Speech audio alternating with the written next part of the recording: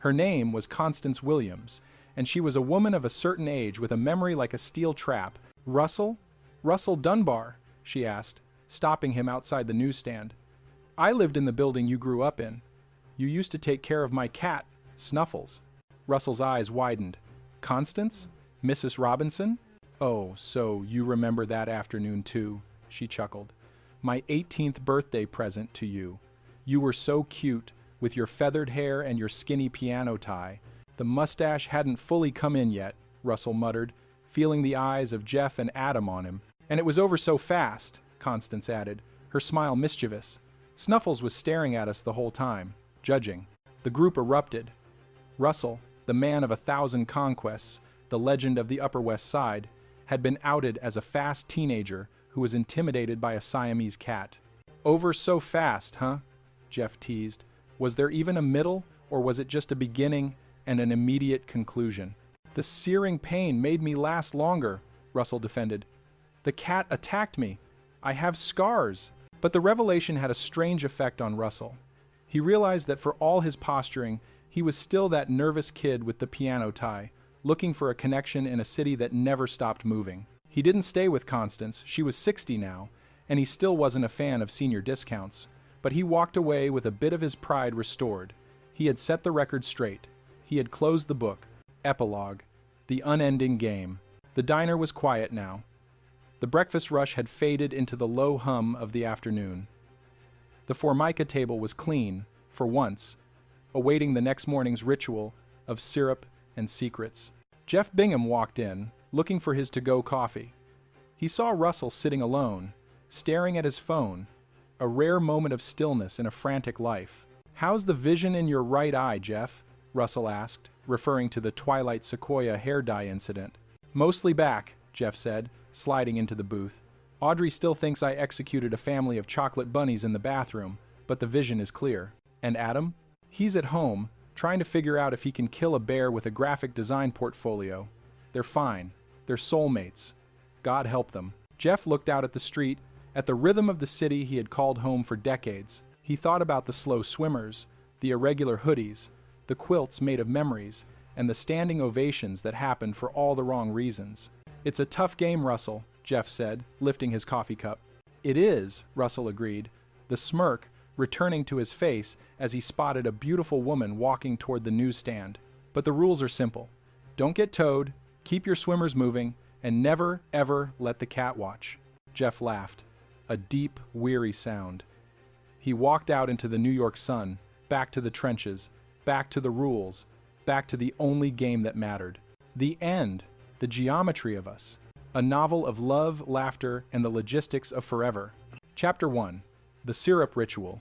The morning sun in Manhattan never truly reached the pavement of 14th Street. It usually got tangled in the skeletal fire escapes and the soot-stained bricks of the pre-war buildings before settling as a hazy, lukewarm glow on the windows of the local diner. Inside, the air was a thick tapestry of roasted Colombian beans, sizzling bacon grease, and the low hum of a city that had been awake for hours. Jeff Bingham sat in his usual booth, the one with the cracked vinyl seat that had seen more heartbreak and hangovers than a downtown ER. He was a man of patterns. He liked his coffee black, his sports scores early, and his life predictable. Across from him sat Audrey, his wife of 12 years. To any observer, they looked like a settled coast, solid, weathered, and reliable. Jeff was currently engaged in what he considered a feat of engineering. With the precision of a watchmaker, he was pouring maple syrup into his waffle, not just over it, but into it. He waited for the amber liquid to fill each square indentation, one by one, ensuring a perfect equilibrium of crunch and soggy sweetness. "What are you doing?" Audrey asked, her voice hovering somewhere between genuine curiosity and the practiced exhaustion of a decade-long marriage. "I like to fill up each little waffle hole," Jeff muttered, not looking up. "It's about structural integrity, Audrey. You wouldn't build a house without filling the foundation, would you?" Audrey leaned back, her eyes tracking the slow, agonizing drip of the syrup. "So, this is it? This is the preview of the next 40 years? Me watching you perform a liquid-based audit of your breakfast?" Jeff finally looked up, a small, triumphant smirk playing on his lips. "You missed 3 holes when you did yours, by the way." I saw. It's a tragedy of wasted potential. At that moment, the bell above the door chimed, and Adam Rhodes slid into the booth next to them, looking like he had just been airdropped from a Gap catalog. Adam was young, earnest, and possessed the kind of optimism that Jeff found personally offensive. "Hey guys," Adam chirped. "I'm heading to a sports warehouse later. My buddy works there. Freebies, guys. Real hookups. Any requests?" "I need a hoodie," Jeff said instantly. "Gray, large. No logos that make me look like I'm trying to join a boy band." "Got it," Adam said, scribbling on a napkin. "Slightly irregular, though. Is that okay?" "Last time you got him a shirt, he broke out in a rash," Audrey reminded them. "We don't know it was the shirt," Jeff protested. "I was in several hot tubs that week. It could have been the chlorine, or the despair of being in a Marriott in Ohio." As Adam chatted about his upcoming weekend plans with Jennifer, his fiancée, the third wheel of their social bicycle arrived. Russell Dunbar didn't walk into a room. He audited it for potential conquests. Dressed in a suit that cost more than Jeff's first car, Russell slid into the booth with a sigh that suggested he was carrying the weight of the world's libido on his shoulders. "You look pale, Russell," Adam noted. Russell didn't flinch. "I am clear, Adam. I am translucent. I am the physical embodiment of sophisticated New York porcelain." He leaned in, his voice dropping to a theatrical whisper. "There's a new teacher at the school near the newsstand." I made eye contact. I gave her the look. "You know the look? The one where you look like you're having a mild stroke?"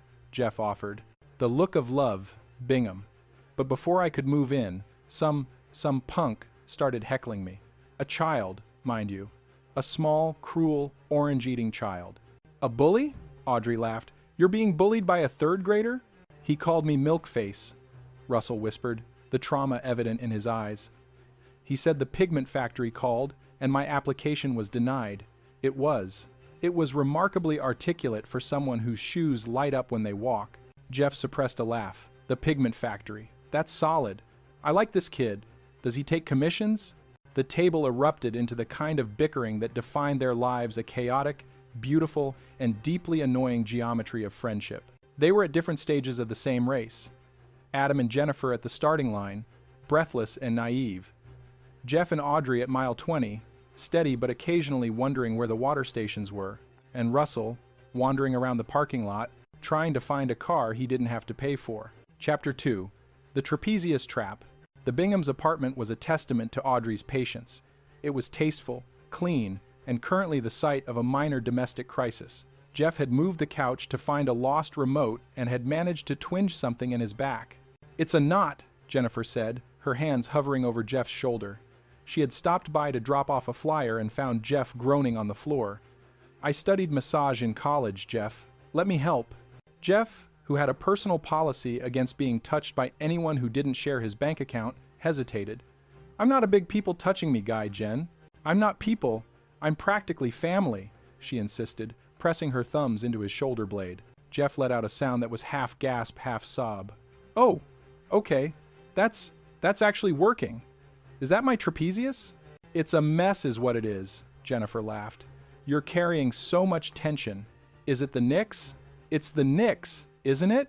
As Jennifer worked the knot, something happened. It was a physiological betrayal. Jeff felt his body relax in a way it hadn't since the 1998 playoffs. But with that relaxation came a sudden, unbidden surge of blood flow. He froze. His eyes widened. "Oh no." "There we go," Jennifer said, oblivious to the internal screaming happening 3 inches from her hands. "All loose. Better?" I have to go," Jeff stammered, standing up with a speed that defied his recent injury. He grabbed a throw pillow and held it firmly against his lap. "I have a thing. A laundry thing. Very urgent. Thanks, Jen." "You're a saint." "Bye." He practically sprinted to the bathroom, slamming the door behind him. He leaned against the cool tile, hyperventilating. It was an accident. A complete biological fluke. He loved Audrey. He didn't find Jennifer attractive in that way. Well, she was a stone fox, as he often thought. But he was a loyal man. But how do you explain a standing ovation to your wife when the person who gave the performance was her best friend? Outside, Jennifer stood confused. "Jeff? You okay?" "Just checking the grout," Jeff yelled through the door. "It's very fascinating grout. This was the beginning of the great guilt. For the next 48 hours, Jeff treated Audrey like she was a fragile porcelain doll. He bought flowers. He didn't argue about the Bachelor finale. He even offered to do the dishes. Audrey,